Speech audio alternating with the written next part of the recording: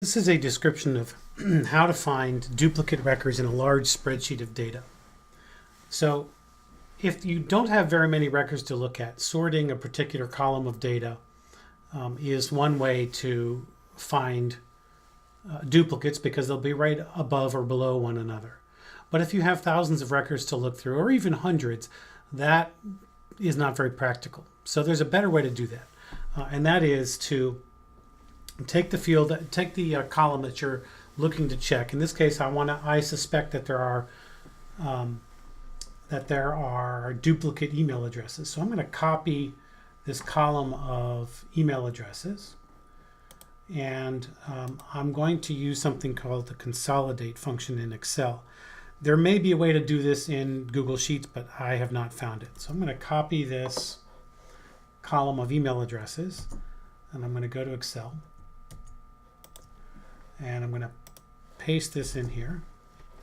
I'm going to get rid of this header. I don't need that. And then, importantly, I'm going to insert the number 1 into each adjacent cell. Okay.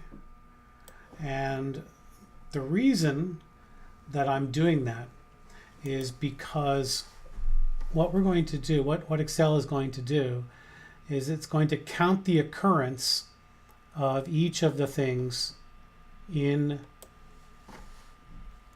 the left column, which is the email address. And I've given each a value of 1, so it's going to count all the ones. And if it finds 2 of them, it's going to sum them up and tell me that there are 2. So let me show you what I mean. So I'm going to have to use the Consolidate feature here. Let me put my cursor over there. I click on Consolidate, and I get this dialog box. And the references, the cell references that I want to consolidate, I've already done this, so it's going to be A1 to B1940. And you can, click on this and select and drag and all that. But I've already done that.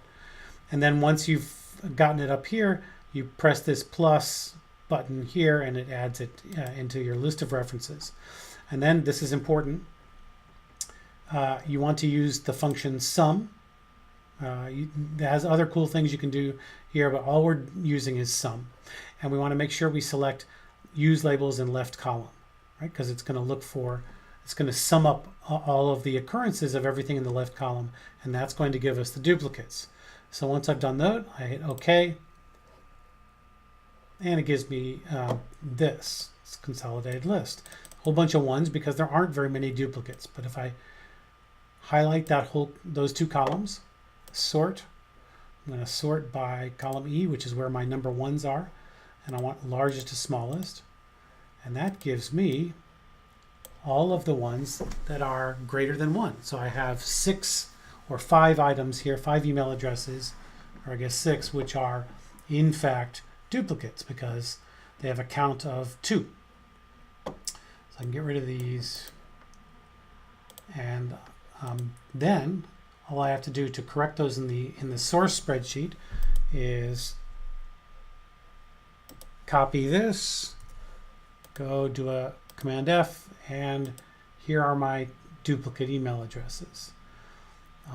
And so this is not only faster when you're looking at thousands of rows, it's also far more accurate because as long as if they are exactly duplicate, you'll see those numbers being added up.